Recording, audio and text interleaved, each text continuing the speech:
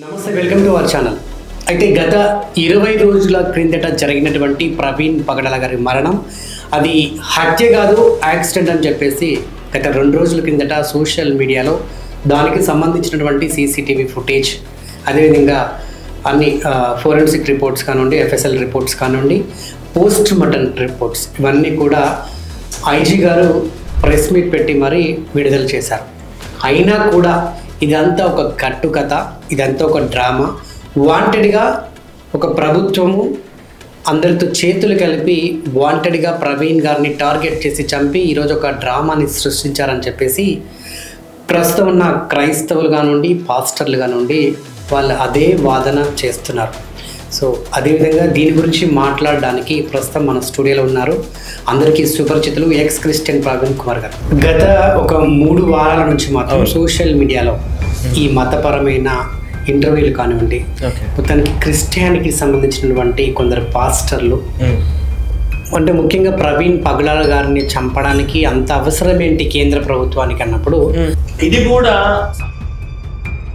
ఎక్కడ Instagram open చేసినా కూడా వీళ్ళ ట్రోల్స్ ఫలితంగా పెరిగిపోయినాయి వీళ్ళు మాట్లాడేది. ఇప్పుడు మాతో పాటు వచ్చి చర్చిలో కూర్చొని డిబేట్లు చేసేవాళ్ళు మాకు కావాలి. సో ప్రవీణ్ పాస్టర్ గారికి అసలు తాగడం అలవాటే లేదు. పాస్టర్గా మారినాక ఆయన ఎప్పుడు కూడా ఒక పాస్టర్ నిజంగా పాస్టర్గా మారినాక ఎటువంటి చెడు వ్యసనాలకి వాళ్ళు పోరు, అటువంటి చెడు వ్యసనాలు అన్నీ వదిలేస్తారు. దట్టు ప్రవీణ్ పగడాల గారికి ఈ అలవాటు లేదు. ఆయన గతంలో ఉన్నా కూడా పాస్టర్గా మారినాక కంప్లీట్గా చేంజ్ అయిపోయాడు. అలాగా పాస్టర్ల మీద, క్రైస్తవ సిద్ధాంతాల మీద చిరాకు కొట్టింది క్రైస్తవులు. అంటే ఇప్పుడు ప్రవీణ్ పగడాల గారు తాగుబోతున్నారు, తాగుబోతని చెప్పి వాళ్ళ ఫోరెన్సిక్ డిపార్ట్మెంట్ వాళ్ళు బయట పెట్టారు కదా. ఇప్పుడు వాళ్ళు అన్నట్టుగా సరే హిందూ మతంలో ఎంతోమంది దేవుళ్ళు ఉన్నారు, ఇస్లామిక్ విషయం వస్తే అల్లా ఒక్కడే ఉన్నారు. మరి క్రిస్టియానిటీ అంటే ఈ క్రైస్తవుల్లో కూడా జీసస్ అంటారు, కొందరు మరియమ్మ అంటారు.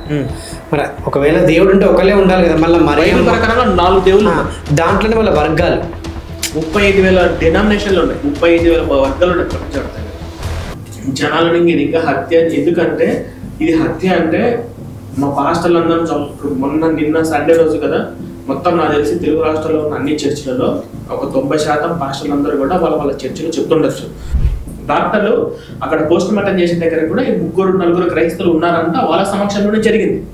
ఆయన వాంటెడ్గా నేను టార్గెట్ చేసి ఆయనని కిడ్నాప్ చేసి ఆయనని బలవంతంగా ఆయనకు తాగించి, సో ఇదంతా ఆయన దగ్గర నుంచి ఆ ఫోన్కి సంబంధించిన పాస్వర్డ్లు తీసుకొని వాంటెడ్గా ఇది చేసారు. ఆయన డ్రెస్ వేసుకొని ఆయన హైట్, పర్సనాలిటీ డూపుని పెట్టేశారు, ఇదంతా సృష్టించారని చెప్పేసి. ఎవరు చేస్తారండి? ఇప్పుడు 2-3 సార్లు యాక్సిడెంట్ బైక్ నుంచి కింద పడ్డాడు, సీసీటీవీ ఫుటేజ్ రికార్డ్ అయింది. మరి ఇది డూపు చేయాల్సిన వాడు ప్రాణాలను వాడేందుకు రిస్క్ లో పెట్టుకుంటాడు? ఉదయం నుంచి రాత్రి వరకు ఇప్పుడు ఫ్యామిలీ పరంగా కోల్పోయిన వాళ్ళు, లవ్ ఫెయిల్ అయిన వాళ్ళు, డిప్రెషన్లోకి వెళ్ళి ఫుల్గా తాగుబోతులు చాలా మంది ఉన్నారు కదా. చాలా మంది మేము క్రైస్తవులకు వచ్చిన తర్వాత తాగుబోతులు మా దొంగలు మార్చమంటున్నారు కదా, అలా చెప్పినోడే తాగింది ఏంటి అని అంటే వాళ్ళ మిగతా పాస్టర్ల మీద కూడా డౌట్ వస్తుంది. మొత్తం భూప్రపంచంలో ఉన్న దేవుడు ఒక యేసు ప్రభు ఒక్కటే, సృష్టించింది ఆయనే, సృష్టికర్త ఆయనే. మరి అల్లా ఎవరు, ఈశ్వరుడు ఎవరు అంటే ఏమో నాకు తెలియదు అని అంటున్నాడు. అసలు అల్లా ఈశ్వరుడు ఉన్నాడు కూడా నాకు తెలియదు, నాకు ఒక్కటే తెలుసు, అది యేసు ఉండడం తప్ప. యేసు ప్రభు దేవుడు అంటే బైబిల్ ప్రకారంగా నరకానికి వెళ్తారు క్లియర్గా. నేను బైబిల్ రిఫరెన్స్ కూడా ఇచ్చాను ఎలా వెళ్తారు అనేది. దీనికన్నా రిఫరెన్స్ కూడా ఇంకా బయట చాలా ఉన్నాయి, అందరికీ అర్థమయ్యే రీతిలో రాశాను. ఇది మీరు ఒకసారి ఫ్రీగా ఉన్నప్పుడు చదవండి.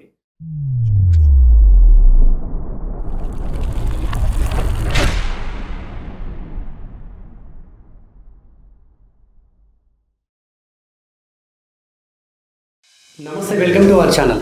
అయితే గత 20 రోజుల క్రిందట జరిగినటువంటి ప్రవీణ్ పగడాల గారి మరణం అది హత్య కాదు, యాక్సిడెంట్ అని చెప్పేసి గత 2 రోజుల క్రిందట సోషల్ మీడియాలో దానికి సంబంధించినటువంటి సీసీటీవీ ఫుటేజ్, అదేవిధంగా అన్ని ఫోరెన్సిక్ రిపోర్ట్స్ కానివ్వండి, ఎఫ్ఎస్ఎల్ రిపోర్ట్స్ కానివ్వండి, పోస్ట్ మార్టం రిపోర్ట్స్ ఇవన్నీ కూడా ఐజీ గారు ప్రెస్ మీట్ పెట్టి మరీ విడుదల చేశారు. అయినా కూడా ఇదంతా ఒక కట్టుకథ, ఇదంతా ఒక డ్రామా. వాంటెడ్గా ఒక ప్రభుత్వము అందరితో చేతులు కలిపి వాంటెడ్గా ప్రవీణ్ గారిని టార్గెట్ చేసి చంపి ఈరోజు ఒక డ్రామాని సృష్టించారని చెప్పేసి ప్రస్తుతం ఉన్న క్రైస్తవులు కానివ్వండి, పాస్టర్లు కానివ్వండి వాళ్ళు అదే వాదన చేస్తున్నారు. సో అదేవిధంగా దీని గురించి మాట్లాడడానికి ప్రస్తుతం మన స్టూడియోలో ఉన్నారు అందరికీ సుపరిచితులు ఎక్స్ క్రిస్టియన్ ప్రవీణ్ కుమార్ గారు. గత ఒక 3 వారాల నుంచి మాత్రం సోషల్ మీడియాలో ఈ మతపరమైన ఇంటర్వ్యూలు కానివ్వండి, మొత్తానికి క్రిస్టియానికి సంబంధించినటువంటి కొందరు పాస్టర్లు అంటే ముఖ్యంగా ప్రవీణ్ పగడాల గారిని చంపడానికి అంత అవసరం ఏంటి కేంద్ర ప్రభుత్వానికి అన్నప్పుడు, ఇది కూడా ఎక్కడ ఇన్స్టాగ్రామ్ ఓపెన్ చేసినా కూడా వీళ్ళ ట్రోల్స్ ఫలితంగా పెరిగిపోయినాయి వీళ్ళు మాట్లాడేది. ఇప్పుడు మాతో పాటు వచ్చి చర్చిలో కూర్చొని డిబేట్లు చేసేవాళ్ళు మాకు కావాలి. సో ప్రవీణ్ పాస్టర్ గారికి అసలు తాగడం అలవాటే లేదు. పాస్టర్గా మారినాక ఆయన ఎప్పుడు కూడా ఒక పాస్టర్ నిజంగా పాస్టర్గా మారినాక ఎటువంటి చెడు వ్యసనాలకి వాళ్ళు పోరు, అటువంటి చెడు వ్యసనాలన్నీ వదిలేస్తారు. దట్టు ప్రవీణ్ పగడాల గారికి ఈ అలవాటు లేదు. ఆయన గతంలో ఉన్నా కూడా పాస్టర్గా మారినాక కంప్లీట్గా చేంజ్ అయిపోయాడు. అలాగా పాస్టర్ల మీద క్రైస్తవ సిద్ధాంతాల మీద చిరాకు కొట్టింది క్రైస్తవులు. అంటే ఇప్పుడు ప్రవీణ్ పగడాల గారు తాగుబోతున్నారు, తాగుబోతని చెప్పి వాళ్ళ ఫోరెన్సిక్ డిపార్ట్మెంట్ వాళ్ళు బయట పెట్టారు కదా. ఇప్పుడు వాళ్ళు అన్నట్టుగా సరే హిందూ మతంలో ఎంతోమంది దేవుళ్ళు ఉన్నారు, ఇస్లాం విషయం వస్తే అల్లా ఒకడే ఉన్నారు. మరి క్రిస్టియానిటీ అంటే ఈ క్రైస్తవుల్లో కూడా జీసస్ అంటారు, కొందరు మరియమ్మ అంటారు. మరి ఒకవేళ దేవుడు ఉంటే ఒకళ్ళే ఉండాలి కదా, మళ్ళీ మరియమ్మ ప్రకారంగా 4 దేవుళ్ళు, దాంట్లోనే వాళ్ళ వర్గాలు 35,000 డినామినేషన్లు ఉన్నాయి, 35,000 వర్గాలు ఉన్నాయి ప్రపంచవ్యాప్తంగా. జనాలను ఇంకా హత్య ఎందుకంటే ఇది హత్య అంటే మా పాస్టర్లు అందరం నిన్న సండే రోజు కదా, మొత్తం నాకు తెలిసి తెలుగు రాష్ట్రాల్లో ఉన్న అన్ని చర్చిలలో ఒక 90% పాస్టర్లు అందరూ కూడా వాళ్ళ చర్చిలో చెప్తుండొచ్చు. డాక్టర్లు అక్కడ పోస్ట్ మార్టం చేసిన దగ్గర కూడా 3-4 క్రైస్తవులు ఉన్నారంట, వాళ్ళ సమక్షంలోనే జరిగింది. ఆయన వాంటెడ్గా నేను టార్గెట్ చేసి ఆయనని కిడ్నాప్ చేసి ఆయనని బలవంతంగా ఆయనకు తాగించి, సో ఇదంతా ఆయన దగ్గర నుంచి ఆ ఫోన్కి సంబంధించిన పాస్వర్డ్లు తీసుకొని వాంటెడ్గా ఇది చేసారు. ఆయన డ్రెస్ వేసుకొని ఆయన హైట్ పర్సనాలిటీ డూబ్ని పెట్టేశారు, ఇదంతా సృష్టించారని చెప్పేసి. ఎవరు చేస్తారండి? ఇప్పుడు 2-3 సార్లు యాక్సిడెంట్ బైక్ నుంచి కింద పడ్డాడు, సీసీటీవీ ఫుటేజ్ రికార్డ్ అయింది. మరి ఇది డూబ్ చేయాల్సిన వాడి ప్రాణాలను వాడేందుకు రిస్క్ లో పెట్టుకుంటాడు? ఉదయం నుంచి రాత్రి వరకు ఇప్పుడు ఫ్యామిలీ పరంగా కోల్పోయిన వాళ్ళు, లవ్ ఫెయిల్ అయిన వాళ్ళు, డిప్రెషన్లోకి వెళ్ళి ఫుల్గా తాగుబోతులు చాలా మంది ఉన్నారు కదా. చాలా మంది మేము క్రైస్తవులకు వచ్చిన తర్వాత తాగుబోతులు మన దొంగలు మార్చని అంటున్నారు కదా, అలా చెప్పినోడే తాగిందేంటి అని అంటే వాళ్ళ మిగతా పాస్టర్ల మీద కూడా డౌట్ వస్తుంది. మొత్తం భూప్రపంచంలో ఉన్న దేవుడు ఒక యేసు ప్రభు ఒక్కటే, సృష్టించింది ఆయనే, సృష్టికర్త ఆయనే. మరి అల్లా ఎవరు, ఈశ్వరుడు ఎవరు అంటే ఏమో నాకు తెలియదు అని అంటున్నాడు. అసలు అల్లా ఈశ్వరుడు ఉన్నాడు కూడా నాకు తెలియదు, నాకు ఒక్కటే తెలుసు, అది యేసు ఉండడం తప్ప.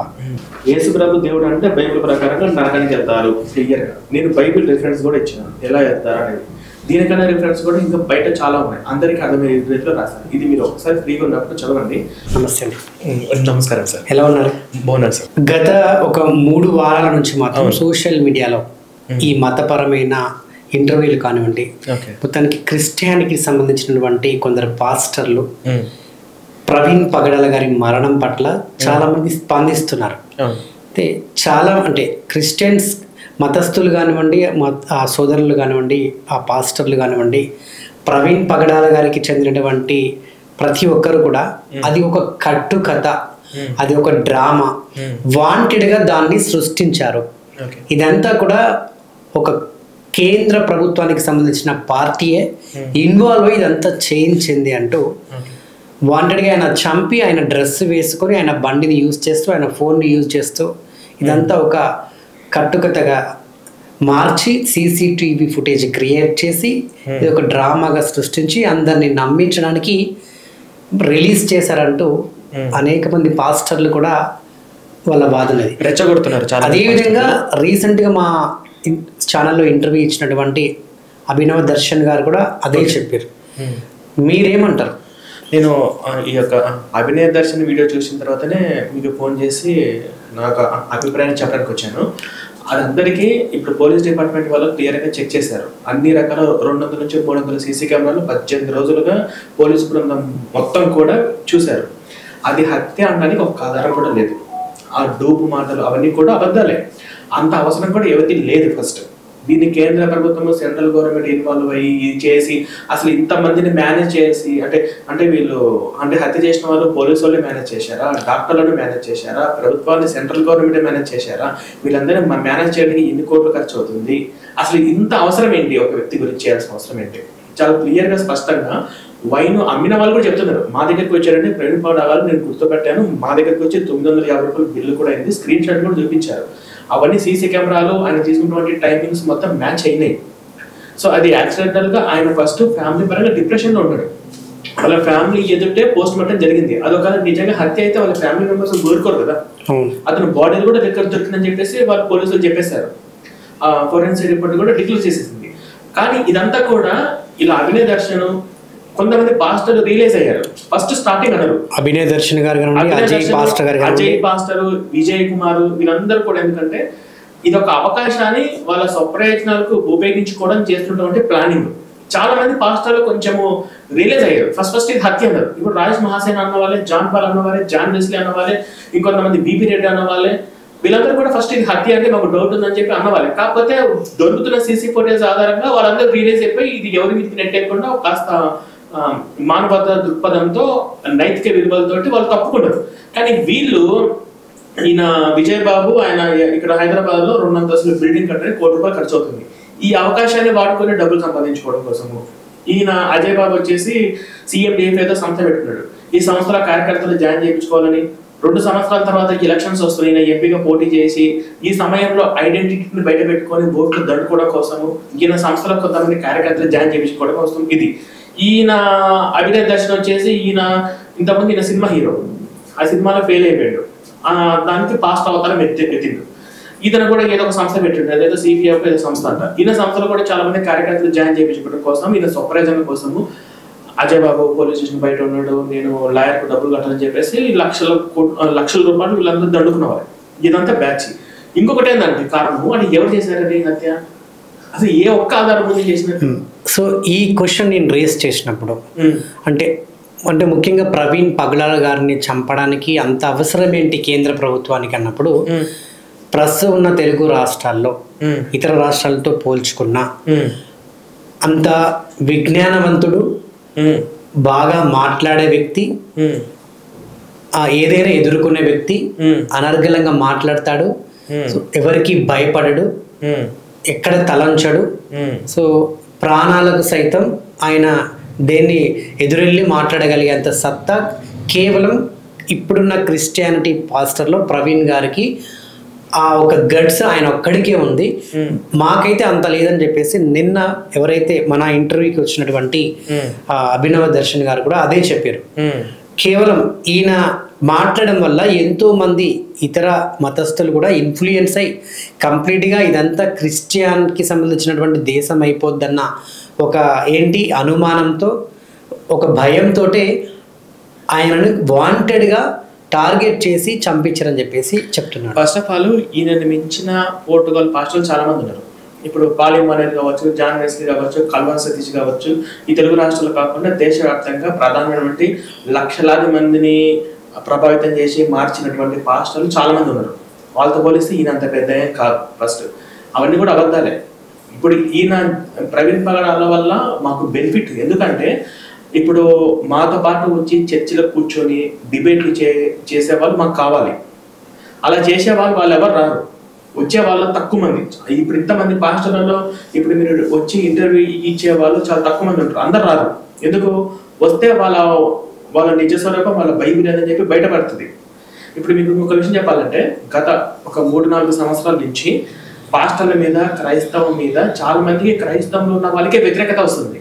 ఇదేం పాస్టర్ రా, ఇదేం బైబిల్ రా, ఇదేం సిద్ధాంతం అని చెప్పేసి. కారణం ఏంటి? మా వీడియోల ప్రభావం కాదు, మా శివశక్తి మేము చేసుకుంటే ప్రభావం కాదు. వీళ్ళు ఇంటర్వ్యూలు ఇస్తున్నారు. KRTV నుంచి స్టార్ట్ చేశారు, సిగ్నేచర్ స్టూడియోలో వాళ్ళు ఏదో స్టార్ట్ చేశారు ఫస్ట్ పాస్టర్ ఇంటర్వ్యూ. ఆ మాట్లాడే మాటలు చూసి క్రైస్తవులకి నచ్చట్లే. ఒక పాస్టర్ తర్వాత ఒక పాస్టర్, ఇంకో పాస్టర్ అంటే ఒక పాస్టర్ బీపీ రెడ్డి అంట, అమాజ్ అంట, రతన్ టాటా అంటే నరకానికి వెళ్తారు, వాళ్ళు నరకానికి వెళ్తారు అంటే ఇదేం దేవుడు రా బాబు, ఇదేం సిద్ధాంతం అని చెప్పి అలాగా పాస్టర్ల మీద క్రైస్తవ సిద్ధాంతాల మీద చిరాకు పుట్టింది క్రైస్తవులకి. సామాన్యమైన హిందువులు కూడా అర్థం చేసుకొని ఇదే మతం రా బాబా అని చెప్పి ఇలా వీళ్ళ మీద ట్రోల్స్ విపరీతంగా పెరిగిపోయినాయి. ఈ యొక్క అమ్మతేజ కావచ్చు, బెల్లంపల్లి ప్రవీణ్ వీళ్ళు చేసి జిమికులు కావచ్చు, ఎక్కడ ఇన్స్టాగ్రామ్ ఓపెన్ చేసినా కూడా వీళ్ళ ట్రోల్స్ విపరీతంగా పెరిగిపోయినాయి వీళ్ళు మాట్లాడేది. ఇదంతా కూడా వ్యతిరేకత బాగా స్టార్ట్ అయింది, అసహ్యం పుట్టింది చాలా మందికి. ఇది కూడా సానుభూతిగా క్రియేట్ చేసుకోవడం కోసము మా పాస్టర్ చంపారు అన్యాయంగా అని చెప్పేసి ఇది ఒకటి జనంలోకి తీసుకెళ్ళడం కోసము. ఇది ఈ అభినయ దర్శనం వాళ్ళ స్వప్రయోజనాలు తప్ప. ఒకవేళ నిజంగా అలా హత్య చేస్తే ఆధారాలు ఉండాలి కదా, ఒక్కటన్నా ఉండాలి కదా. అది ఇంతమందిని అక్కడ ఇంకా చెప్పాలంటే అక్కడ డాక్టర్లు కొంతమంది క్రైస్తవులు ఉన్నారు. డాక్టర్లు అక్కడ పోస్ట్ మార్టం చేసిన దగ్గర కూడా 3-4 క్రైస్తవులు ఉన్నారంట, వాళ్ళ సమక్షంలోనే జరిగింది. కాబట్టి ఇదంతా కూడా వీళ్ళ స్వప్రయోజనాలు తప్ప, వీళ్ళ లాభం కోసమే తప్ప చనిపోయిన మనిషి మీద సానుభూతి లేదు వాళ్ళకి. ఇప్పుడు అతను ఈ పోలీస్ వాళ్ళు ఇతను తాగాడని చెప్పేసి CCTV ఫుటేజ్ వాళ్ళు అంతటా వాళ్ళు మీడియాకి వచ్చి చెప్పాల్సిన అవసరం లేదు. వాళ్ళు ఆయన తాగినట్టు కూడా వాళ్ళ దగ్గర వీడియోలు ఉన్నాయి. కానీ రెస్పెక్ట్ ఇచ్చారు, చనిపోయిన వ్యక్తికి రెస్పెక్ట్ ఇచ్చి వాళ్ళు ఏది చెప్పట్లేదు, అతను పర్సనల్ విషయాలు అతను తాగినని చెప్పట్లేదు. అలాగా ఆ రెస్పెక్ట్ కూడా లేకుండా చేసింది ఈ పాస్టర్లు. ముఖ్యంగా ఆ కుటుంబానికి సంతోషం లేకుండా చేసింది ఆ పాస్టర్లు. ఇప్పుడు ఆ కుటుంబం వాళ్ళ భార్య పిల్లలు చెప్పాలి కదా, అవునండి మా హస్బెండ్ అది హత్య, మా హస్బెండ్ అట్లా తాగుడు అలవాటు లేదని చెప్పేసి ఎవరో చంపారని చెప్పేసి వాళ్ళ భార్య పిల్లలు కానీ వాళ్ళు వచ్చి చెప్పాలి కదా. వాళ్ళు వచ్చేసి ఏం మాట్లాడట్లా, వాళ్ళ పలకట్ల వాళ్ళకి అంతా అర్థమైపోయింది. పోస్ట్ మార్టం రిపోర్ట్ దగ్గరనే ఫస్ట్ రోజు అర్థమైపోయింది, వాళ్ళు సైలెంట్గా ఉన్నారు. వీళ్ళకేంటి చనిపోయిన వ్యక్తికి రెస్పెక్ట్ లేకుండా ఇప్పుడు ఈయన తాగుబోతాడని చెప్పేసి మొత్తం క్రిస్టియన్ సమాజం మొత్తం నమ్మేసింది. CCTV ఫుటేజ్ పోలీసులు చెప్పంగానే ఉన్న రెస్పెక్ట్ కూడా పోయింది. దీనికోసం మళ్ళీ తాగుబోతుల కోసం ధర్నాలు, రోడ్ల మీదకి ఇంతమంది రావడము వాళ్ళకే అసహ్యం పుట్టింది అనమాట చాలా మంది. ఇంకొకటి అయితే ఆయన వాంటెడ్గా నేను టార్గెట్ చేసి ఆయనని కిడ్నాప్ చేసి ఆయనని బలవంతంగా ఆయనకు తాగించి, సో ఇదంతా ఆయన దగ్గర నుంచి ఆ ఫోన్కి సంబంధించిన పాస్వర్డ్లు తీసుకొని వాంటెడ్గా ఇది చేసారు. ఆయన డ్రెస్ వేసుకొని ఆయన హైట్ పర్సనాలిటీ ఇదంతా సృష్టించారని చెప్పేసి ఎవరు చేస్తారండి. ఇప్పుడు 2-3 సార్లు యాక్సిడెంట్ బైక్ నుంచి కింద పడ్డాడు, CCTV ఫుటేజ్ రికార్డ్ అయింది. మరి ఇది డూబ్ చేయాల్సిన వాడు ప్రాణాలను వాడేందుకు రిస్క్ లో పెట్టుకుంటాడు. ఇప్పుడు కోదాడ దాటిన తర్వాత 70 స్పీడ్ తోటి వచ్చి గుందర పడ్డాడు, అంత డూబ్ చేయాల్సిన అవసరం ఏంటి? అది కూడా CCTV ఫుటేజ్ లో కూడా కొంచెం దూరం నుంచి రికార్డ్ అయింది కదా. ఎవరు చేసిన అంత సాహసము, ఏం అవసరము? అసలు డూబ్ చేస్తే మనకు ఆధారాలు ఇప్పుడు ఉన్న అన్ని దొరకాలి కదా. అతను ఇప్పుడే కాదు, ఫస్ట్ టైం కాదు, ఇంతకు ముందు కూడా అతను ఒక్కడే వెళ్తాడు ప్రసంగాలకి, అతను ఒక్కడే మీటింగ్లోకి వెళ్తాడు.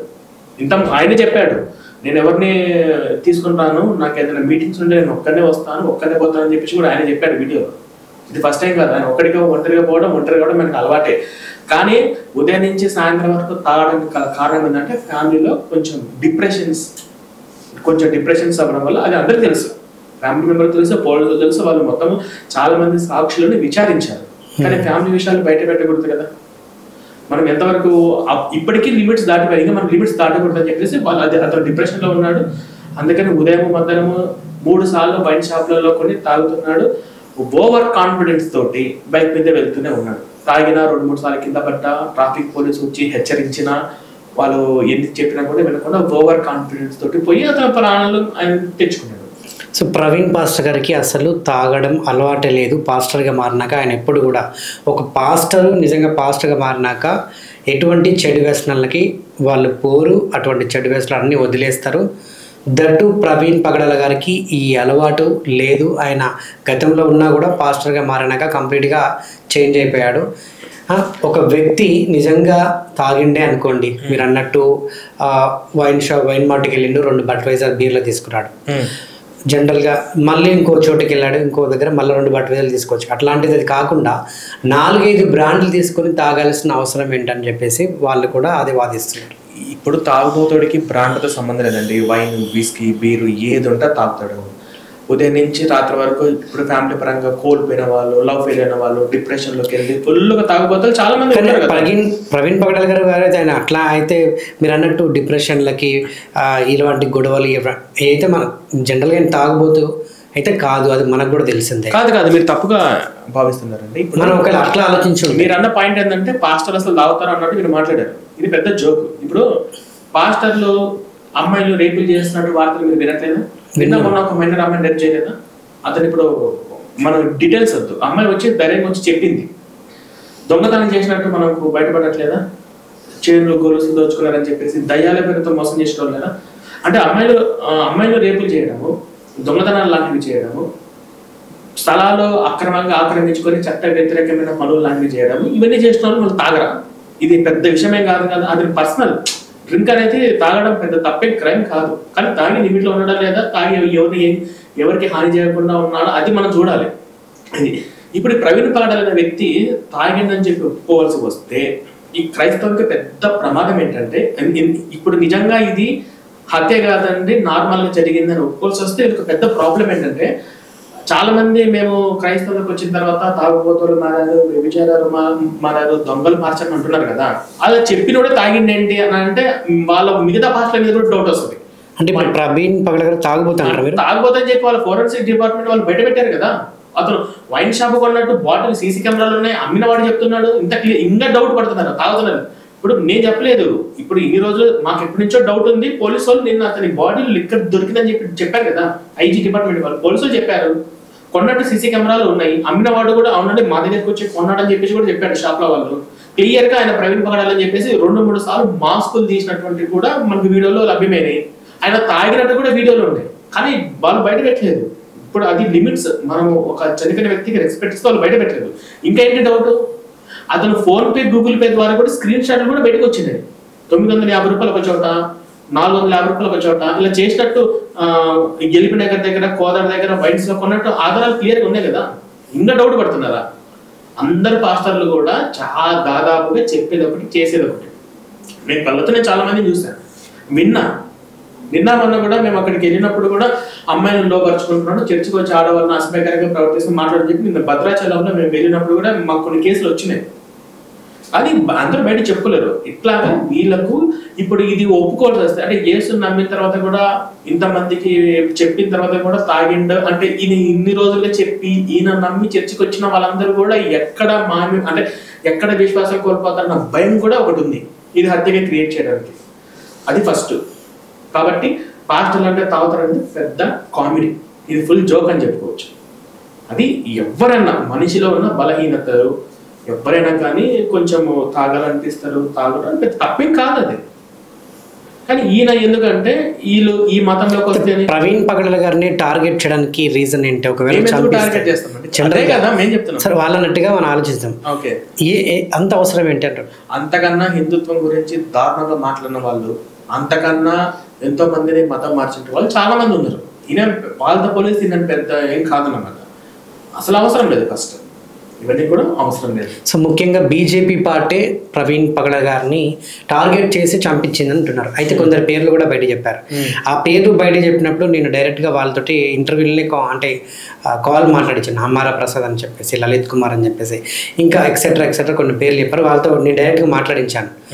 ఒకవేళ నీకు నిజంగా మేమే చంపిస్తే ఈ పార్టీకి మేము జైల్లో ఉండాలి కదా, మరి ఎందుకు మేము బయట ఫ్రీగానే తిరుగుతున్నాం, పోలీసు వాళ్ళు కాల్ చేసినా మాట్లాడుతున్నాం అని చెప్పేసి వాళ్ళు అన్నారు. సో పెద్ద పెద్ద హస్తాలు ఉన్నాయి ఈ చావు వెనుక అని చెప్పేసి. ఇప్పుడు నా ముస్లిం ఒక వ్యక్తి షమీ అని డైరెక్ట్ చెప్పాడు కదా, ప్రేమ్ పడాలని చెప్తానని చెప్పేసి. నెల్లూరులో గొడవ అయినప్పుడు అంటే ఆయన ఆ ఫ్రస్ట్రేషన్ లో అన్నాడు.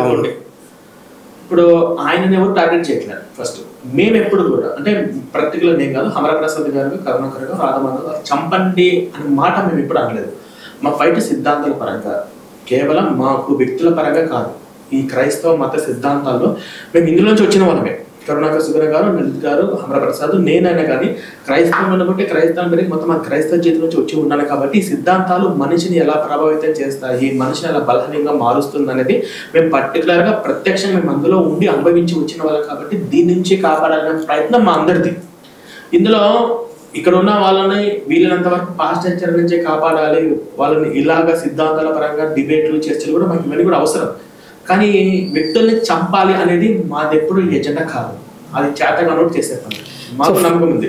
ఫైనల్ గా దీన్ని సిబిఐకి అప్పగించాలి కేసు అని చెప్పేసి డిమాండ్ చేస్తున్నారు. వాళ్ళు చేయమని చెప్పండి, వాళ్ళు ఏ విధంగా ఇప్పుడు చట్టపరంగా వాళ్ళకి ఇంకా అనుమానాలు ఉంటే వాళ్ళందరూ వాళ్ళ దగ్గర ఏదో మా దగ్గర సాక్ష్యాలు ఉన్నాయి త్వరలో బయటకు వస్తా అంటున్నారు కదా, మరి వాళ్ళు డైరెక్ట్ ఐజీ దగ్గరికి వెళ్ళి ఆ పోలీసుల దగ్గరికి వెళ్ళి సాక్ష్యం చూపించమని చెప్పండి, సిబిఐకే ఇవ్వమని చెప్పండి. ఇదంతా కూడా ఇంత క్లియర్ గా కనిపించిన తర్వాత కూడా అదే వీళ్ళని ఇంకా జనాలను రెచ్చగొట్టాలి, జనాలను ఇది ఇంకా హత్య. ఎందుకంటే ఇది హత్య అంటే మా పాస్టర్లందరూ నిన్న సండే రోజు కదా, మొత్తం నాకు తెలిసి తెలుగు రాష్ట్రాల్లో ఉన్న అన్ని చర్చిలలో ఒక 90% పాస్టర్లందరూ కూడా వాళ్ళ చర్చలు చెప్తుండొచ్చు, చూసారా మా పాస్టర్లు ఎంత అన్యాయంగా చంపుతున్నారో, ప్రేమ పగడాలను చంపి మరి తాగుబోతుగా చిత్రీకరించారు, మా పాస్టర్ల జీవితాలు ఎంత రిస్క్లో ఉన్నాయో మీకు అర్థమవుతుందని చెప్పేసి వాళ్ళంతటా వాళ్ళ సానుభూతిని క్రియేట్ చేసుకోవడం కోసము ఇవన్నీ ఆడుతున్నటువంటి డ్రామాలు. సో మొన్న లైవ్లో అభినయ్ దర్శన్ గారు హమారా ప్రసాద్ గారితో నేను లైవ్లో ఇక నుంచి ఎటువంటి డిబేట్లు మతపరమైనటువంటి సంబంధించిన డిబేట్లు ఎవరు చేయకూడదు, పాల్గొనకూడదు, మాట్లాడకూడదు. మీ మతాన్ని మేము దూషించి విరుద్ధంగా మేము మాట్లాడడం, మా మతం గురించి మీరు మాట్లాడకూడదు. ఎవరికి ఇష్టం వచ్చినట్టు వాళ్ళు ప్రచారం చేసుకొని వాళ్ళు ఇండివిజువల్గా మాట్లాడుకోవచ్చు, కానీ ఇంకొకళ్ళ మతాన్ని టార్గెట్ చేస్తూ దేవుళ్ళని టార్గెట్ చేస్తూ దూషించకూడదు, డిబేట్స్ వీడియోస్ చేయకూడదు అని చెప్పేసి ఇది మనం ఒక కమిటీ వేసి మాట్లాడుకుందాం ఎగ్జాక్ట్లీ అని చెప్పేసి ఇంటర్వ్యూలో మాట్లాడుకొచ్చారు. ఇలా మాట్లాడినాక కూడా ఇంకా కమిటీ కాలేదు, అయినా ఇంకా టార్గెట్ చేస్తూ ఇతర మతస్థులను దేవుళ్ళని కించపరుస్తూ మాట్లాడే క్రిస్టియన్స్ ఉన్నారు, హిందువులు కూడా ఉన్నారు, హిందువులు కూడా ఉన్నారు, లేరు అనట్లనే. సో ఇదంతా సాధ్యమైద్దా? నేను ఒకవేళ సాధ్యమైతే నేను మంచిదే అంటాను. ఫర్ ఎగ్జాంపుల్ మంచిదే అంటారు, సాధ్యమైతే మంచిదే. దీనికి ఒకటి ఉంది పాయింట్. అసలు మేము యేసును ఇప్పుడు నేనే ఉన్నా క్రిస్టియన్స్ వచ్చినా నాకు నచ్చలేదు, నేను బయటకు వచ్చి నేను భగవద్గీత శ్రీకృష్ణ ఆచరించుకుంటూ నాకు ఎన్నో మతాల్లో నేను ఏదో పాటించుకొని ఉండొచ్చు. కాకపోతే ఇప్పుడు ఇతను అభినయ్ దర్శన్ గారు ఏమైతున్నారో, ఫస్ట్ ఈయన ఎవరు అసలు క్రైస్తవ మొత్తానికి పాస్టర్లు అందరికి ప్రతినిధి. ఇప్పుడు ఈయన చెప్పగానే పాస్టర్లు అందరూ వింటారు, మొత్తం క్రైస్తవ సమాజం మొత్తం వింటుందా, అది తర్వాత చూద్దాం. ఈయన ఒక కమిటీ వేస్తానని చెప్పేసి అన్నాడు. కమిటీ వేసేసి ఏం చేస్తారు ఈయన, మేము స్వార్థం చేసుకుంటాం, మాదేదో మేము చెప్పుకుంటాం అన్నారు. అవునా పాయింట్ అన్నారు అంటే మీరే చూశారు. ఏంటి స్వార్థ? ఇప్పుడు మీరున్నారు, ఎగ్జాంపుల్ చెప్తున్నాను. ఇప్పుడు మీ ఆఫీస్లో ఒక సెక్యూరిటీ గార్డ్ని పెట్టుకోవాలి. సెక్యూరిటీ గార్డ్ని పెట్టుకోవాలంటే వచ్చిన వ్యక్తిని వెంబడే చూడకుండానే మీరు రేపు నుంచి జాబ్లో జాయిన్ అవ్వని మీరు అంటారా, లేకపోతే మీ ఆధార్ కార్డు ఇవ్వండి, మీరు ఎందుకు ఎక్కడ పనిచేసారు, అసలు మీరు స్థితి ఏంటి, మీ మెంటాలిటీ ఏంటని చెప్పి మీరు కొంత ఇంటర్వ్యూ చేస్తారు కదా కూర్చోబెట్టి. సెక్యూరిటీ గార్డ్ని పెట్టుకోవాలంటే మీరు ఇంటర్వ్యూ చేస్తారా చేయరా, అప్పుడు మీ ఆధార్ కార్డు ఇవ్వండి, ఇతని మెంటల్ కండిషన్ ఏంటి, చేస్తారా చేయరా, గతంలో ఎక్కడ వేసారు, ఎక్స్పీరియన్స్ ఏంటి అని చెప్పేసి మీరు అన్ని అడుగుతారు కదా. అడుగుతాం. మీ ఆఫీస్ బయట ఉండే సెక్యూరిటీ గార్డ్ని పెట్టుకోవాలనుకుంటే మీరు కొంచెం ఇంటర్వ్యూ చేస్తారు. వీళ్ళు సువార్త అంటూ యేసు దేవుడు అంటూ ఈ యొక్క బైబుల్ తీసుకొని ఇంటికాడికి వస్తున్నారు.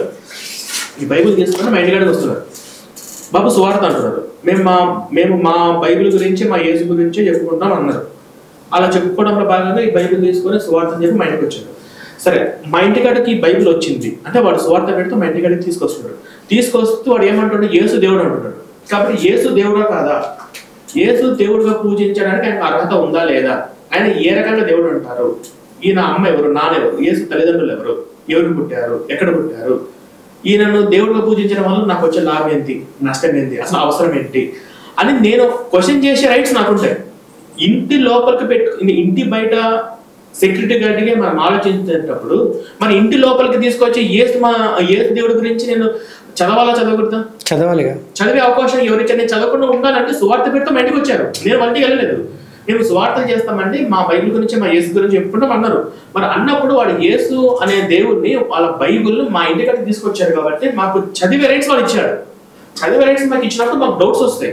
అంటే ఈయన దేవుడు అన్నట్టు ఎక్కడ బైబిల్ లేదు కదా, ఈయన ఎట్ట దేవుడు అవుతాడు, పరిశుద్ధాత్మ కారణం ఏంటి, అసలు తండ్రి ఎవరు, ఇలాంటి డౌట్స్ మాకు వస్తాయి. ఈ డౌట్స్ తోటి మాకు డిబేట్ పెట్టండి, చర్చకి రావాల్సిన అవసరం ఉంటుంది. అసలు డిబేట్లు వద్దు, చర్చలే వద్దు అంటే అసలు ఈ స్వార్థ మా ఇంటికి రావద్దు. మేము చదవం, ఈ బైబిల్ మాకు సంబంధం లేదు, మేము చదవం, మా పని మేము చేసుకుంటాం. మేము చేసుకోవాలంటే మాకు చాలా పనులు ఉంటాయి మా హిందుత్వం సంబంధించినవి. కానీ బైబిల్ చదివి ఈ యేసు గురించి బైబిల్ గురించి వాడు సువార్త పెడితే మా ఇంటికి వస్తుండే కాబట్టి అసలు మా ఇంటికి రాకుండా ఉంటే, అసలు సువార్త లేకుండా ఉంటే మేము అడగం, మేము ప్రశ్నించాం, మాకు తెలియదు, మేము ఏమని చేస్తాం. ఇంకోటి, మీరు నిన్న ఒక మాట చెప్పారు ఫోన్లో, మిమ్మల్ని ఇంకో ఇంటర్వ్యూ కూడా చేశానండి, మా యేసు ఒకటి నిజమైన దేవుడు అని చెప్పేసి అన్నారని చెప్పి వాళ్ళు అంటున్నారు. ఓకేనా, ఇది ఏ విధంగా చట్ట ఇది విరుద్ధమే కదా.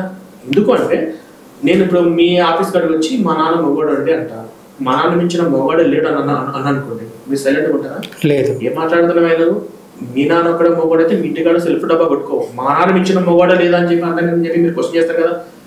ఇప్పుడు క్వశ్చన్ చేయకపోతే మీ తప్పు అవుతుంది. ఇప్పుడు మా ఇంటికాడికి వచ్చి మా కృష్ణుని మా రాముని మేము పూజించుకుంటే మా ఏసు ఒక్కడ దేవుడు, మా ఏసు తప్ప ఎవరికి దేవుడు లేడు అంటే లాగపెట్టి కొట్టాలి వద్దా? వాడి ఇంటికాడ వాడు ఏమని అనుకోమని, మా ఇంటికాడికి రాకుండా వాళ్ళ ఇంట్లో కూర్చొని చెక్కబద్దలు చేసుకోమని, ఏసు దేవుడు మా ఏసు దేవుడు నేను చెప్పితే మా ఇంటికాడికి వచ్చి అంటున్నాడు కాబట్టి నేను క్వశ్చన్ చేస్తాను. నా దేవుడు నా కృష్ణుడిని నేను పూజించుకుంటున్నాను, రాముని పూజించుకుంటున్నా, మా భక్తిలో మేము ఉంటున్నాము. నువ్వు వచ్చి ఏసు తప్ప వేరొక దేవుడు, ఏసే నిజమైన దేవుడు అంటే మేము అడుగుతాం, మేము ప్రశ్నిస్తాం. ఇప్పుడు వాళ్ళు అన్నట్టుగా సరే హిందూ మతంలో ఎంతో మంది దేవుళ్ళు ఉన్నారు, ఇస్లామిక్ విషయం వస్తే అల్లా ఒకడే ఉన్నారు. మరి క్రిస్టియానిటీ అంటే ఈ క్రైస్తవుల్లో కూడా జీసస్ అంటారు, కొందరు మరియమ్మ అంటారు. మరి ఒకవేళ దేవుడు అంటే ఒకళ్ళే ఉండాలి కదా, మళ్ళీ మరియమ్మ ప్రకారంగా 4 దేవుళ్ళు, దాంట్లోనే వాళ్ళ వర్గాలు 35,000 డినామినేషన్లు ఉన్నాయి, 35,000 వర్గాలు ఉన్నాయి ప్రపంచవ్యాప్తంగా. బైబిల్లో యెహోవా ఒక దేవుడు ఉంటాడు, యేసు ఒక దేవుడిని వీళ్ళు తెచ్చుకున్నారు. యేసు దేవుడు కాదు, బైబిల్ ప్రకారంగా వీళ్ళు దేవుని చేసేసారు. పరిశుద్ధాత్మ ఒక దేవుడు అంటారు. తర్వాత మేరీ మాతను కూడా దేవతగా పూజించే ఉంటారు. మొత్తం వీళ్ళు బైబిల్లోనే ఒక బైబిల్ మీద 35,000 డినామినేషన్లు ఉన్నాయి. 35,000 రోమన్ క్యాథలిక్, ప్రొటెస్టెంట్, ఆర్థోడాక్స్, తర్వాత వచ్చేసి Philippians, Lutherans, Baptist, CSI church అని చెప్పి మొత్తం ఏ 2 డినామినేషన్లు పడదు, ఏ 2 పాస్టర్లు పడదు, ఏ 2 పాస్టర్లకి బైబిల్ మీద ఒకే అభిప్రాయం ఉండదు. మీకు ఉదాహరణ కావాలంటే ఒక పాస్టర్ బైబిల్ ప్రకారంగా హిందూ దేవుల ప్రసాదం తినొచ్చు అని అంటాడు, ఇంకోటి తిని చూపిస్తాడు, ఇంకోటి లేదు ఆయన హిందూ దేవుల ప్రసాదం తినడం బైబిల్ విరుద్ధంగా ఇక్కడ ఈ వచనం ఉంది కదా అంటాడు. ఆ బైబిల్లో రాసి పెట్టుందట ఇతర మతస్థులకు సంబంధించిన ఇతర మతస్థులకు కాదు అని విగ్రహాలకు అల్పించిన పలహారాలు తీసుకోకూడదని. మరి అలాంటప్పుడు మా ఇంటికాడికి వచ్చి మేము ఇలా ఏ చెక్క మీద పడితే ఆ చెక్క మీద పడే శవాలను పూజించకూడదని చెప్పేసి మేము ఫాలో అవుతాం. ఇప్పుడు వాళ్ళు విగ్రహం అంటే వాళ్ళు ప్రసాదాలు తినారు. ఫస్ట్ ఒక పాయింట్ చెప్తున్నాను కదండి ఈ స్టూడియో పరంగా, వాళ్ళు క్రైస్తవులు అనే ఒక వర్గం ఉంది కదా, వాళ్ళందరూ ఏం ఫాలో అవుతున్నారు? హిందూ దేవుల ప్రసాదాలు తినకూడదని ఫాలో అవుతున్నారు, హిందూ దేవులను పూజించకూడదని చెప్పి అనుకుంటున్నారు. హిందూ దేవులు సైతాన్ని విగ్రహాలను వాళ్ళు భావిస్తున్నారు. వాళ్ళు ఎలా భావిస్తున్నారు? వాళ్ళ భావనకి కారణం మూలం ఇదే. దీని నుంచి వాళ్ళు నేర్చుకుంటున్నారు. అరే ఇది వాళ్ళను మనోభావాలు దెబ్బతీసినట్టు ఉంటుంది కదా, వాళ్ళ సఖ్యతను పాడు చేసినట్టు ఉంటుంది కదా అని చెప్పి వాళ్ళు ఆలోచించట్లా. మా దాంట్లో చెప్పిందే కరెక్ట్ అని చెప్పి వాళ్ళు భావిస్తున్నారు. అంటే వాళ్ళు మన ప్రసాదాలు తినరు, మన హిందూ దేవులను పూజించరు, మన హిందూ పండుగలలో వాళ్ళు పార్టిసిపేటింగ్ చేయరు. మరి మేము కూడా హిందువులందరూ కూడా క్రైస్తవుల షాపులలో మేము కొనం. మా ఇంట్లో లక్ష్మీదేవి పెట్టి మేము పూజించుకుంటాం. మా ఇంట్లో క్రైస్తవులకు మేము అద్దెలకి ఇవ్వం, క్రైస్తవుల షాపులో మేము కొనం అని మేమందరం కూడా వీళ్ళను ఇలాగే అవాయిడ్ చేసి పెడితే వీళ్ళ పరిస్థితి ఏంటి? ఇప్పుడు సర్వేజన సుఖిన బాగుంది. ఇప్పుడు మేము ఒక హిందువుని అనుకుంటే, నేను హిందువుని, చర్చికి వెళ్తా, వాక్యం వింటా, ఎంతసేపు చెప్తే అంతసేపు వింటా, ప్రాబ్లం ఏం లేదు. నాతో పాటు గుడికి వస్తారా, నాతో పాటు ప్రసాదం తినరా అంటే వాళ్ళ గ్రంథాలు ఫాలో అవుతారు, మరి నేను కూడా నా సిద్ధాంతాన్ని ఫాలో అవుతా. ఇట్లా మేము కూడా ఒక నిష్టగా ఉన్నాం అనుకోండి, నిష్టగా ఉంటా వాళ్ళ పరిస్థితి ఏంటి? వాళ్ళ పరిస్థితి ఏంటి అన్నాడు, క్రైస్తవుల పరిస్థితి ఏంటి? కాబట్టి దీనికి మూలము ప్రధానం ఎక్కడుందంటే ఈ క్రైస్తవ మత సిద్ధాంతాలు ఏవైతే ఉన్నాయో ఆ సిద్ధాంతాలు బేస్ లైన్స్ ఏవైతే ఉన్నాయో అవి మొత్తానికి దేశానికే ప్రమాదకరం. మనుషుల్ని బలహీనంగా తయారు చేస్తుంది, మనుషుల్ని గొర్రెలుగా తయారు చేస్తుంది, జ్ఞానం వైపు వెళ్ళనివ్వదు, అజ్ఞానం వైపు వెళ్ళనిస్తుంది. చదువుకునే పిల్లలు పాడైపోతున్నారు, నైతికత ఉండదు. అదంతా కూడా బైబిల్ ప్రేరణ. నిన్న అసలు మొత్తం భూప్రపంచంలో ఉన్న దేవుడు ఒక యేసు ప్రభు ఒక్కటే, సృష్టించింది ఆయనే, సృష్టికర్త ఆయనే. మరి అల్లా ఎవరు, ఈశ్వరుడు ఎవరు అంటే ఏమో నాకు తెలియదు అని అంటున్నాడు. అసలు అల్లా ఈశ్వరుడు ఉన్నాడు కూడా నాకు తెలియదు, నాకు ఒక్కటే తెలుసు, అది యేసు ఉండడం తప్ప. నేను చూసింది ఆయననే. ఒక మాట చెప్పాలంటే యేసు ప్రభు దేవుడు అంటే అది ఫస్ట్ బాధపడేది యేసుక్రీస్తే. అది యేసుక్రీస్తుగా అవమానం, ఆయన దేవుడు కాదు. ఒకవేళ యేసుక్రీస్తు దేవుడు అని అంటే బైబిల్ ప్రకారంగా నరకానికి వెళ్తాం. దీని మీద నేను పుస్తకం రాశాను, ఎక్స్క్రిప్షన్ బుక్లు రాశాను. ఇది చాలా మందికి కూడా చాలా ఈజీగా అర్థమయ్యే రీతిలో రాశాను. యేసు ప్రభు దేవుడు అంటే బైబిల్ ప్రకారంగా నరకానికి వెళ్తారు క్లియర్గా. నేను బైబిల్ రిఫరెన్స్ కూడా ఇచ్చాను ఎలా వెళ్తారు అనేది. దీనికన్నా రిఫరెన్స్ కూడా ఇంకా బయట చాలా ఉన్నాయి, అందరికీ అర్థమయ్యే రీతిలో రాశాను. ఇది మీరు ఒకసారి ఫ్రీగా ఉన్నప్పుడు చదవండి. మీకు ఇది తప్పని చెప్పేసి నాతో డిబేట్కి ఎవరైనా రమ్మని చెప్తే నా రండి, నేను ముఖాముఖి డిబేట్ కూడా నేను చేస్తాను. ఆల్రెడీ డిబేట్ కూడా జరుగుతున్నాయి. ఎందుకంటే దేవుడి కాలం వాళ్ళ దేవుళ్ళని తీసుకొని వచ్చి ఈ దేశ సంస్కృతిని కల్చర్ని పాడు చేస్తే, ఇప్పుడు క్రైస్తవ మతంలోకి వెళ్తే మొట్టమొదటిగా బొట్టు చెరిపేయటము, మన హిందూ కల్చర్ కంటే గడపకి పసుపు కానీ, తోరణాలు కానీ, మల్లెపూలు కానీ, ఈ సాంప్రదాయం ఒకటిగా దూరమైపోవడము, మన హిందూతో సంతోషంగా జరుపుకునే పండుగలన్నిటికీ దూరమైపోవడము, మనుషులు వీక్గా బలహీనంగా తయారైపోవడం, కుటుంబ బంధుత్వాల మధ్య కూడా విడిపోవడానికి కారణం అదొక ఐడియాలజీ కరెక్ట్ కాదు. ఆ ఐడియాలజీ మీదే మా ఫైట్ అంతా. సో ఇదంతా కూడా మా కళ్ళ ముందు ఫ్రాడ్ జరుగుతుంటే మేము మా శక్తి మేరకు మేము జనాలకి అవేర్నెస్ చేయాల్సిన బాధ్యత మాకు ఉంది. ఫస్ట్ వీళ్ళు సువార్తలను శవార్తలను రోడ్ల మీద తిరిగితే మేము దానికి అవేర్నెస్ మేము చేస్తాం. మేము దానికి ఏ విధంగా మెడిసిన్ ఇవ్వాలో ఆ విధంగా మేము మెడిసిన్ ఇస్తాం. మా ఇంటి కాడికి వచ్చి మా దేవుడు నిజమైన దేవుడు అని చెప్తే మనం చెప్పుతో కొట్టకుండా మేము ఎట్లా ఉంటాం. నిన్న కూడా ఒకరు తరిమి కొట్టారు మా ఊళ్ళు అనమాట. కంపల్సరీ వాళ్ళు ఎప్పుడైతే చట్టాన్ని అతిక్రమించారో, మా ప్రపంచంలో ఉన్న వాటికల్లా మా దేవుడు నిజమైన దేవుడు అంటే ఈ సెక్యులర్ వాళ్ళు పాటిస్తున్నారా? సమానత్వాన్ని పాటిస్తున్నారా? ఎదుటి మతస్థుల వాళ్ళ దేవుళ్ళకి వీళ్ళు గౌరవం ఇస్తున్నారా? ఎప్పుడన్నా రామ భక్తులకి కృష్ణ భక్తులకి గొడవలు వస్తుందా? దేవుడు అనేవాడు ఒక్కడే అనేక రూపాలలో వ్యక్తమవుతూ ఉంటాడు. ఏ దేవుని ఏ పేరుతో పిలిచినా మాకు ప్రాబ్లం ఏం లేదా అనేది ఒక దైవ సంకల్పం. ఈయన యేసు 2000 సంవత్సరాల క్రితం లేడు. ఏంటి పరిస్థితి? ఇది మధ్యలో వచ్చిన మతం. ఈ మతం పుట్టి పెరిగిన ప్రదేశంలో ఈయనకు వాల్యూ లేదు, ఇప్పటికీ ఈ రోజుకి కూడా లేదు. ఈయన యేసు దేవుడు అంటేనే 2 సంవత్సరాలు జైలు శిక్ష. ఈ మతం పుట్టిన ప్రదేశంలో 2% క్రిస్టియానిటీ ఉంది. అసలు యేసుక్రీస్తే క్రిస్టియన్ కాదు. యేసుక్రీస్తు పుట్టిందే బైబిల్ ప్రకారంగా యూదా మతంలోనే పుట్టాడు, యూదా మతంలోనే చనిపోయాడు. ఈయన చనిపోయిన తర్వాత 400 ఏళ్లకు క్యాథలిక్ వాళ్ళు కొత్త మతాన్ని క్రియేట్ చేశారు ఈయన పేరు మీద. ఇది అందరికీ చరిత్ర తెలిసిన, ఏ మాత్రం జస్ట్ అవగాహన ఉన్నా అందరికీ అర్థమైపోయేదే. ప్రపంచంలో మొత్తానికి ఒక్కడే దేవుడు, ఈయన సృష్టికర్త. అసలు యేసు సృష్టికర్తనే ఎక్కడ ఉంది బైబిల్లో? యేసు ఎప్పుడు వచ్చింది? ఈయన 2000 క్రితం వచ్చి సృష్టించాడా? మరి యెహోవా ఏమైపోవాలి? కాబట్టి ఇదన్నీ కూడా బైబిల్ లోపలికి వెళ్ళి బైబిల్ మీద, యెహోవా మీద, యేసు మీద, పరిశుద్ధాత్మ మీద, ఈ త్రియేక ఇవన్నీ కూడా ఎవరన్నా అన్ని కూడా అబద్ధాలు ప్రచారాలు చేస్తూ జనాలను మోసం చేస్తూ మిస్గైడ్ చేస్తూ యువతను స్టూడెంట్ అనేది నాశనం చేస్తూ మేము ఊరుకోము. ఓకే, సో ఇప్పుడు అంటే డే 1 నుంచి కూడా అజయ్ పాస్టర్ గారు తెలిసి ఉన్నారు, రీసెంట్గా అరెస్ట్ అయ్యి బయటకు వచ్చారు. అవునండి. సో ఎందుకు అరెస్ట్ అయ్యారని చెప్పేసి నేను వీళ్ళని అడిగితే, అంటే ఈయన అరెస్ట్ అవడానికి కారణం తుకారం గేట్ అంటే ఎక్కడైతే పోలీస్ స్టేషన్ ఉందో అక్కడ ఒక క్రిస్టియన్కి సంబంధించిన వ్యక్తి జోసెఫ్ అనే వ్యక్తి ఆయన కంప్లైంట్ చేయడం వల్ల ఈయనను అరెస్ట్ చేశారు. అయితే ఇక్కడ వీళ్ళ వాదన ఏంటంటే, నిన్న అభినవ్ దర్శన్ గారు కూడా ఆయన ఈ స్టేట్ కాదు, తమిళనాడు వ్యక్తి, ఆయనను కూడా సృష్టించి క్రిస్టియన్ అనే ఒక మతస్థుడిగా సృష్టించి అసలు ఆయన క్యాథలిక్ కాదు, బాప్టిజం తీసుకోలే, ఏది కాదు, ఇదంతా వాంటెడ్గా ఒక వ్యక్తిని సృష్టించి ఆయనతో కంప్లైంట్ చేయించి ఈయనను కూడా అరెస్ట్ చేయించి లోపలికి తీసుకెళ్ళారు. ఎందుకంటే ప్రవీణ్ గారు చనిపోయిన దగ్గర నుంచి కూడా ఎక్కువ వాయిస్ రేజ్ చేసింది అజయ్ పాస్టర్ గారు. ఈయనను కూడా క్లోజ్ చేసి లోపల నూకేస్తే ఎవడు మాట్లాడు అని చెప్పేసి వాంటెడ్గా ఇదంతా ప్రీ ప్లాన్ చేసి ఆయన మీద కేసు ఫైల్ చేయించి నైట్ టాస్క్ ఫోర్స్ వాళ్ళు తీసుకొచ్చి తుకారం గేట్లో పెట్టి తీసుకుపోయి సెంట్రల్ జైల్లో వేసి పడేశారు. ఇదంతా ప్రీ ప్లాన్డ్ అని చెప్పేసి నిన్న పాస్టర్ గారు చెప్పడం జరిగింది. ఓకే, నేను చెప్తాను దీనికి. అజయ్ బాబుకి సామాజిక పట్ల, చట్టాల పట్ల అసలు ముందు గౌరవం లేదు. ఎందుకంటే గతంలో వైఎస్ రాజశేఖర రెడ్డి చనిపోయినప్పుడు అక్కడ అపోజిషన్ వాళ్ళు కూడా పలానా వాళ్ళు చేశారు, వీళ్ళు చేశారు అని ఇదంతా హత్య అని చెప్పేసి డ్రామాలు కూడా స్కిట్ చేయాలి. ఎందుకంటే ప్రజలందరూ కూడా ఉద్రేకంతో ఉంటారు. ఆ సమయంలో కంట్రోల్ తప్పి ఎవరి మీద ఏదైనా చేసే అవకాశాలు ఉంటాయి. వైఎస్ రాజశేఖర రెడ్డి మీద ఉన్నటువంటి అభిమానం అంతా ఆ సమయంలో జనాలు మిస్గైడ్ చేస్తే పలానా వాళ్ళు చేశారని చెప్తే వెంటనే వాళ్ళ మీద అటాక్ జరగచ్చు. ఆ సమయంలో కూడా అందరు కూడా ఇది యాక్సిడెంట్ లో జరిగిందని చెప్పి ఎవరు కూడా ఎవరి పేరు చెప్పలేదు, ఎవరిని కూడా అనుమానిత లిస్టులో చేయలేదు. ఎందుకంటే రాజకీయ పరంగా అంతకన్నా దారుణమైన కుట్రలు వీళ్ళు శవం దొరకంగానే పలానా చేశాడు, కర్ణాటక చేసేసాడు రాధా మనోహర్ చేశారు, వాళ్ళు అనుమతి దృష్టిలో పెట్టండి అని చెప్పి ఆ సమయంలో జనాలంతా ఉద్రేకత ఉంటారు, అది నిజమా అబద్ధమా ముందు వెనక ఆలోచించకుండా ఏమంటే అటాక్ జరిగే అవకాశాలు ఉంటాయి అని చెప్పి ఏ మాత్రం ఆలోచన వాళ్ళకి లేదు ఫస్ట్. అంటే ఇంతకన్నా దారుణం.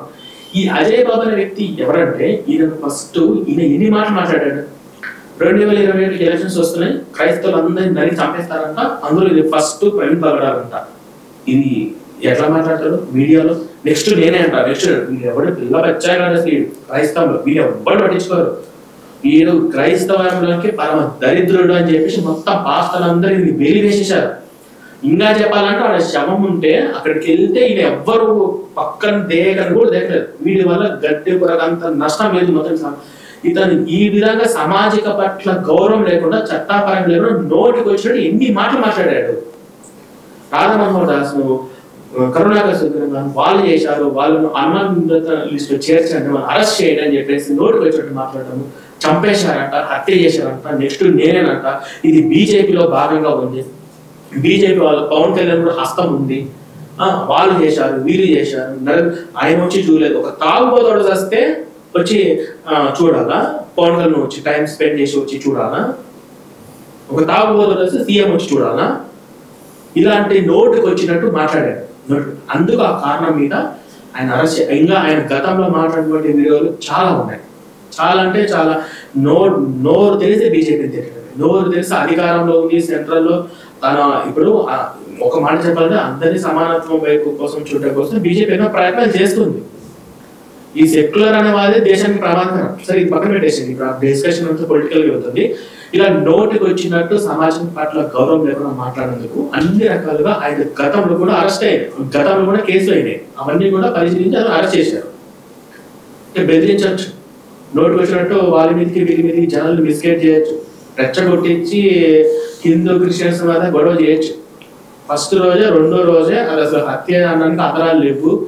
అది చూస్తుంటే అది న్యాచురల్ గా అది యాదృచ్ఛికంగా జరిగి సీసీ ఫోటోస్ రిలీజ్ అయిపోయాయి. ఇంకా ఇప్పుడు కూడా హత్య అంటూ ఎవరిని రెచ్చగొడతామని, ఎవరిని ఎవరు ముసిగొలుపుతామని చెప్పేసి ఇలా ప్లానింగ్. ఈయన ఒకటే కాదు, ఈ లిస్ట్ లో అజయ్ బాబు, విజయ్ బాబుని కూడా అరెస్ట్ చేయాలి, విజయ్ కుమార్ అరెస్ట్ చేయాలి, ఈ అభినయ దర్శనం కూడా అరెస్ట్ చేయాలి. ఇంకా హత్య అని చెప్పి పోలీసులు డిక్లేర్ చేసి ఫోరెన్సిక్ రిపోర్ట్ వచ్చిన తర్వాత కూడా ఇంకా ఎవరు చేసినట్టు, ఎవరి మీదికి ఎవరు వీళ్ళు ముసిగొలుపుతున్నారు, వీళ్ళందరూ కూడా ఆ లిస్ట్ లో చేర్చాలి, వీళ్ళందరూ కూడా అరెస్ట్ చేయాలి. వీళ్ళందరికీ చట్టపరమైన శిక్షలు పడాలి. ఎవరు ఊరికి అరెస్ట్ చేయరు. సాక్ష్యాధారాన్ని పరిశీలించిన తర్వాత ఒకటికి పైసా ఆలోచించిన తర్వాత చేస్తారు. Okay, let us see. అంటే వీళ్ళు మళ్ళీ మేము దీన్ని డిమాండ్ చేస్తున్నాము సిబిఐకి అప్పగించాలని చెప్పేసి, ఈ కేసును నిజాలు బయటకు వచ్చేంత వరకు మేము ఊరుకోనేది, మేము పోరాడతామని చెప్పేసి నిన్న అభినవ్ దర్శన్ గారు కూడా అన్నారు. లెట్ us see, ఒకవేళ సిబిఐకి అప్పగిస్తే అప్పుడు తెలుస్తుంది కదా వాట్ ఈస్ వాట్ అంది. వాళ్ళు కూడా ఆధారాలు లేకుండా అయితే వాళ్ళు కూడా ఏం బయట పెట్టరు కదా. సో మళ్ళీ కేసుని మళ్ళీ మొదటి నుంచి మళ్ళీ వాళ్ళు పరిశీలించి అన్ని బయటకు తీస్తారు. అప్పుడు కూడా నిజాలు అంటే బయటకు వస్తాయి. అంతే అంతే, ఎస్, ఖచ్చితంగా బయటకు వస్తాయి. Okay, thank you so much. So ఈ వీడియో పరంగా ఫైనల్ గా చెప్పొచ్చిన పాయింట్ ఏంటంటే, ఈ అభినయ దర్శన్ ఎవరైతే ఈ యొక్క ఆపేద్దాము, డిబేట్లు ఆపేద్దాము, చర్చలు ఆపేద్దాము, ఈ వీడియోలను డిలీట్ చేసేద్దాము, లేకపోతే వీడియోలో ప్రైవేట్ లో పెడతాము, మేము మీ దేవుల జోలికి మీ మతాల జోలికి రామని చెప్పేసి అంటున్నారు కాబట్టి ఓకే, అది బాగుంది. మేము అది ఈ రోజు నుంచి మేము పాటించడానికి మా టీము మేమందరం సిద్ధంగా ఉన్నాం. కానీ ఈ సువార్తలు శవార్తలు మా ఇంటి కాడికి వస్తే మాత్రం మేము క్వశ్చన్ చేస్తాం. ఓకే, మీరు బైబుల్ తీసుకుని మా ఇంటి కాడికి వస్తున్నారు కాబట్టి, మా హిందువులు ఇంటి కాడికి వస్తున్నారు కాబట్టి, మీరు క్రైస్తవుల దగ్గర చెప్పుకో, మీ చర్చిలో చెప్పుకో, మీ చర్చికి వచ్చే వాళ్ళ దగ్గర చెప్పుకో. కానీ హిందువుల దగ్గరకు వచ్చారు అందులో ఏదో మేము పరిశీలిస్తాం. ఓకే అండి, థ్యాంక్ యూ.